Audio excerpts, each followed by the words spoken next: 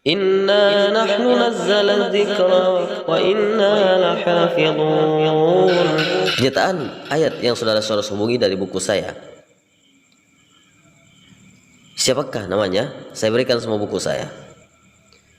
Semua bahan yang saya punya. Dia minta saya kirim segalanya. Segala bukti saya berikan dalam hitam putih. Nah, Anda bisa kerja dari sini.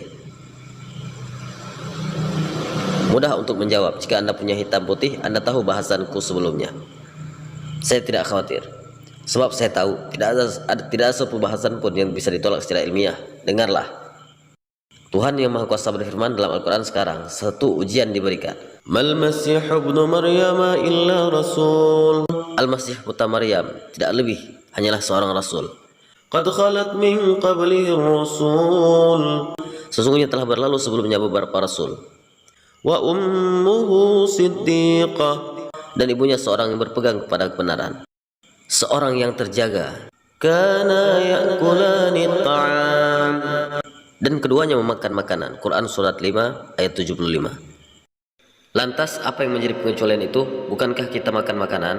Tidak, ini adalah hubungannya dengan pandangan bahwa ia adalah Tuhan. Atau luar biasa gaib, Katolik Roma mengatakan Maryam ibu Tuhan. Maryam adalah ibu Tuhan. Yesus adalah anak Tuhan. Dan sebagai Tuhan, seperti saudara Soros dan banyak Kristen percaya, ia Tuhan yang menjelma sebagai manusia. Maka jika ia orang taat, mereka berdua makan makanan. Maka jika mereka makan makanan, mereka mengalami pengeluarannya. Jika Anda makan, tentu Anda akan mencari toilet, cepat atau lambat, atau mencari semak atau karang, tidak tertolong. Tuhan yang Maha Kuasa tidak mengatakan kata-kata itu, tapi dengarlah apa yang ia katakan. Lihatlah bagaimana aku melihatkan tanda-tandaku kepadamu, bahwa mereka makan makanan.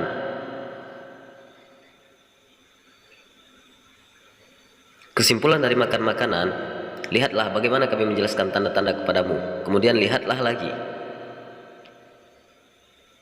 Lihatlah, perhatikanlah lagi bagaimana mereka berpaling, menjauh dari jalan kebenaran, menyifat Tuhan sebagai tabiat binatang, bahwa dia seperti manusia. Kita membuat gambaran ini. Gambaran apa?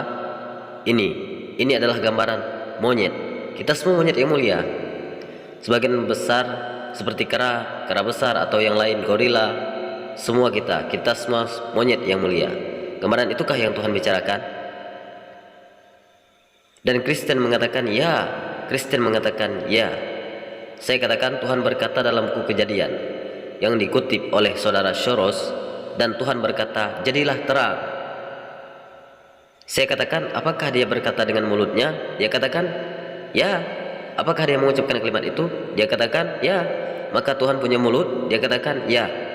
Kalau dia punya mulut, dia juga punya gigi. Gigi. Dapatkah Anda bayangkan Tuhan tanpa gigi? Bla bla bla bla bla bla bla. Dapatkah Anda bayangkan Tuhan seperti itu? Saya katakan Tuhan pasti punya gigi. Ya. Dia punya lidah? Dia katakan ya, dia punya. Lantas dia punya tenggorokan dan paru-paru? Dia katakan ya. Kemudian dia akan bicara cahaya matahari, bulan, bintang-bintang, bilion ciptaan. Dia bicara terus, mulutnya pun kering, maka dia perlu cairan untuk pelumas.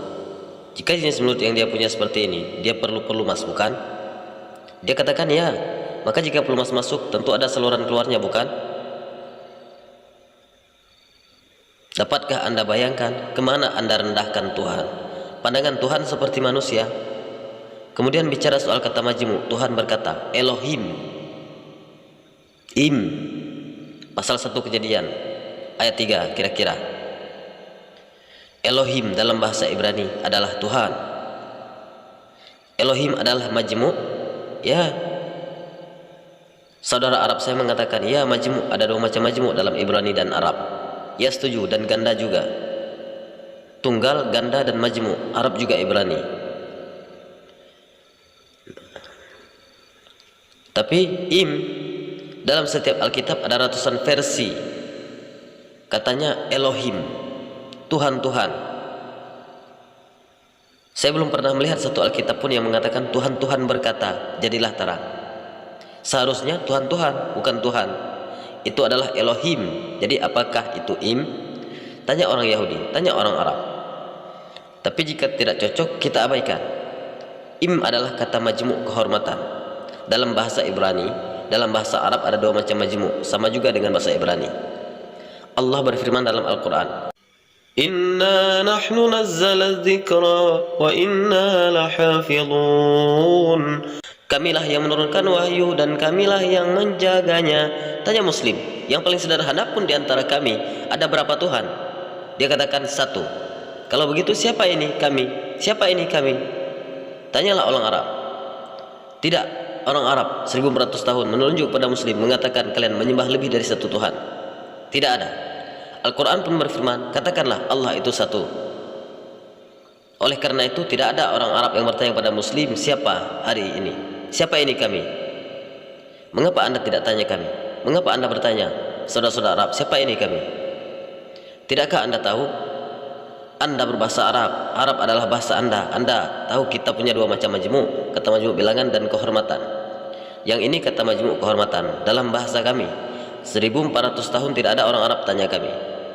Saya ingin saudara-saudara menanyakan saya dengan mengatakan, lihatlah, seharusnya ada lebih dari satu Tuhan dalam Al-Quran. Saya ingin dengar itu darinya.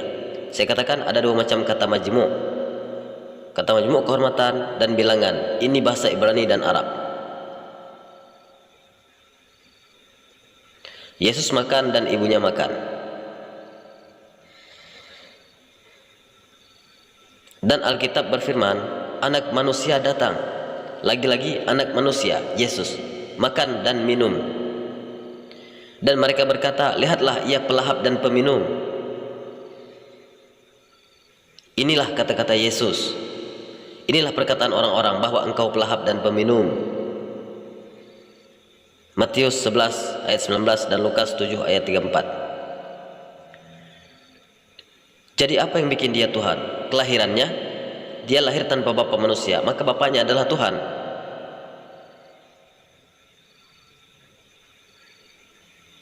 Al-Quran menjawab dengan sederhana. Inna mathala Isa indallahi kamathali Adama. Sesungguhnya permisalan Isa di sisi Allah seperti Adam. Khalaqahu min turabin, ia ciptakan dari tanah. Thumma qala lahu kun fayakun. Kemudian ia berfirman kepada jadilah, maka jadi ia. Maka jika Yesus adalah Tuhan dan sungguh anak Tuhan, karena ia tidak punya bapa di dunia, maka Adam Tuhan yang lebih besar. Karena ia tidak punya bapa dan ibu. Sederhana, masuk akal, logika. Bertahanlah dengan alasan itu. Jika Yesus tidak punya yang menjadikan Tuhan, maka Adam Tuhan yang lebih besar, tidak punya bapa, tidak punya ibu. Tapi Adam diciptakan dari tanah, dan Yesus dilahirkan dari seorang perawan. Ya, maka saudara saya, dia sudah mengutip Melkisedek. Ya, Melkisedek, imam tertinggi Salim. Ibrani 7 ayat 1 dan 3. Dikatakan, sebab Melkisedek di dalam Alkitab, dalam Alkitab Anda, bukalah Ibrani 7 1 dan 3. Sebab Melkisedek Raja Salim, salam, Islam, salam, Imam Allah yang maha tinggi, tanpa bapa, tanpa ibu, tanpa silsilah. Harinya tidak berawal dan hidupnya tidak berkesudahan. Siapa itu? Dialah Tuhan. Yang tanpa awal adalah Tuhan, tanpa bapa dan ibu adalah Tuhan. Yang hidup kekal adalah Tuhan. Tapi dia Allah. Dia adalah imam tertinggi dan Abraham memberikan pajak keagamaan yang diberikan kepadanya, Melkisedek. Tanpa bapa, tanpa ibu. Yesus punya ibu tanpa bapa. Maka Melkisedek lebih besar daripada dia. Yesus ada awalnya di kandang, dan dia ada kejelasan akhirnya. Orang ini, Melkisedek, tidak ada awal dan akhir. Siapa yang lebih besar? Siapa yang lebih besar? Melkisedek, saya katakan, mengapa Anda tidak menyembahnya? Dialah yang berhak untuk disembah sebagai Tuhan yang Maha Kuasa jika memang benar imam tertinggi Salim ini. Tidak, tetaplah beralasan. Orang ini, yaitu Yesus, dia menangis kepada Tuhan. Diduga ketika dia disalib. Matius 27:46, Markus 15:34. Elai, Elai, lama sabachthani. Artinya, Tuhanku, Tuhanku, mengapa engkau meninggalkan aku? Kepada siapa dia menangis? Dirinya sendiri berpura-pura? berdrama, berakting sendiri bahwa dia mati sekarang. Oh Tuhanku, Tuhanku, mengapa engkau menyengsarakanku? Kalau dia Tuhan, mengapa dia menyengsarakan dirinya sendiri? Dan lagi pada Markus 15:34, sama saja. Kepada siapa dia menangis? Dia menangis kepada Allah. Elai, Elai, Allah, Allah. Lihatlah, saya tanya saksi-saksi Yehwa, mereka berada di antara Kristen, mereka mengganggu orang-orang. Saya tanya mereka, ketika Yesus berkata, Elai, Elai, lama sabachthani, saya tanya, apakah kedengarannya seperti Yehwa, Yehwa, lama sabachthani? Dia katakan, tidak. Dengarlah lagi. Elai, Elai, lama sabachthani, apakah kedengarannya seperti Abbah, Abbah, lama sabachthani? Abah artinya Bapa dalam bahasa Ibrani. Dengarlah. Elai, Elai, lama sabachthani dalam Ibrani, Allah, Allah, lama taraktani dalam Arab. Sama terdengar? Ya. Dan dalam buku Wahyu 19, Anda baca tentang Yohana, seorang murid, dia melihat impian, dan dalam impian dia mendengar malaikat menyanyi, Haleluya, Haleluya, Haleluya. Dan ketika orang-orang Kristen bersukacita di negara saya, mereka berteriak, Haleluya, Haleluya. Saya tanya, apa Haleluya? Hip hip hore, hip hip hore. Tidak. Apa haleluya? Ya, adalah kata panggilan dan kata seru dalam bahasa Arab dan Ibrani. Kami memulai dengan kata seru. Ya akhi, oh saudaraku. Ya ummi, oh ibuku. Ya Allah, wahai Allah. Orang barat mengakhirinya dengan tanda seru. Stop, berhenti. Stop, tanda seru. Tembak, fire, tanda seru. Inilah orang barat. Begitulah cara kecerdikan bahasa mereka. Maka haleluya, ya Allalu, Alleluya, ya Allalu, ya Allahu, ya Allahu, berdasar pada ya Allah. Oh Allah, engkaulah zat yang berhak untuk disembah dan dipuji. Dialah Allah, di sampingnya tidak ada lagi Tuhan. Maharaja, Maha Suci, sumber kedamaian dan kesempurnaan. Dialah Tuhan, bukan seorang anak yang dilahirkan di kandang oleh seorang wanita Yahudi. Apa yang membuatnya Tuhan? Saya ingin seorang mengatakan kelahirannya. Ujilah mukjizatnya. Dia menghidupkan Lazarus. Kita dikatakan benar. Tidak. Sebelum membagikan Lazarus, tahukah apa kata Yesus? Oh Bapakku, dia menengadah ke langit. Oh Bapakku, aku tahu engkau mendengarkan aku. Dan aku tahu engkau selalu mendengarkanku. Selalu, apa yang kau minta, engkau berikan. Engkaulah yang melakukannya.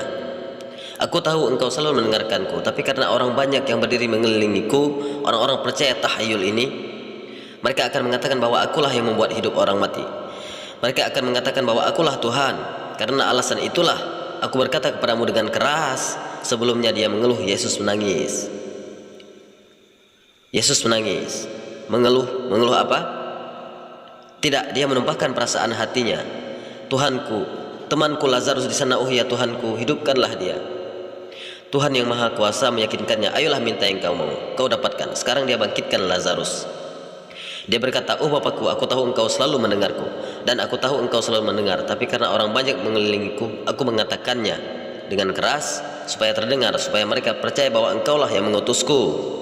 Dia yang dikirim tidak lebih besar dari yang mengirimnya, dalam Yohanes 13 ayat 16. Aku sendiri tidak bisa berbuat apa-apa. Firman yang kamu dengarkan dariku, melainkan dari Bapa, bukan dari aku. Dialah yang memberiku perintah apa yang seharusnya aku katakan dan bicara. Bahkan sebagai Bapa yang mengutusku, maka aku pun berbicara. Tidak ada satu pernyataan jelas dalam versi apa saja dari Alkitab di mana Yesus berkata saya Tuhan atau sembahlah saya. Tidak ada satu pernyataan pun yang jelas. Pernyataan yang tidak ambigu, pernyataan yang sederhana tidak ada. Jika ada, kami Muslim tidak segan-segan menerimanya. Dengan ringkas, karena kami tahu bahwa Yesus Kristus adalah salah satu Nabi besar Tuhan, dia tidak pernah berdusta. Pertanyaan yang ditanyakan, apakah dia seorang pendusta? Pada umumnya Kristen bertanya, apakah dia seorang pendusta, gila, atau Tuhan? Mengapa Anda membuat soal seperti ini? Mengapa dia tidak bisa sebagai seorang Nabi besar Tuhan? Mengapa dia seharusnya seorang pendusta atau gila? Lagi-lagi pada buku-buku Kristen evangelis dikatakan dia pendusta atau penipu. Apakah lawan dari pendusta penipu itu apa? Apakah Tuhan lawan daripada pendusta dan penipu? Tidak. Apa kata lawan dari Tuhan? Bagaimana Anda mengatakan ini dan itu? Mengapa dia tidak bisa sebagai apa yang dia nyatakan bahwa ia Nabi Tuhan? Dengan demikian ikutilah dia. bukanlah dariku siapa yang tidak mengambil salibnya dan ikuti aku. Markus 8:34. Ambillah salibmu dan ikuti aku. Jika kau ikutiku, kau mendapat kehidupan abadi. Dengarlah dia, perhatikan dia. Apa yang dia katakan, apa yang dia ajarkan, itulah keselamatan. Jika Anda tidak lakukan itu, maka aku berkata kepadamu, jika hidup keagamaanmu lebih benar dan tidak lebih benar daripada hidup keagamaan ahli Taurat, maka sungguhnya kamu tidak akan masuk ke dalam kerajaan surga. Tidak ada surga untukmu kecuali lebih baik daripada Yahudi. Dan Anda tidak akan lebih baik daripada Yahudi dengan tidak menjaga hukum dan perintah. Dengarlah dia, ikutilah dia. Jika Anda ikuti dia, Anda tidak terhindar menjadi muslim. Wa akhiru da'wana alhamdulillahirabbil alamin.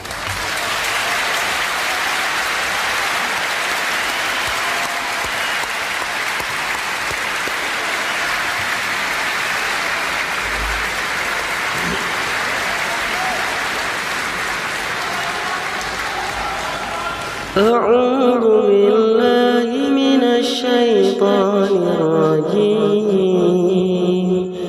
بسم الله الرحمن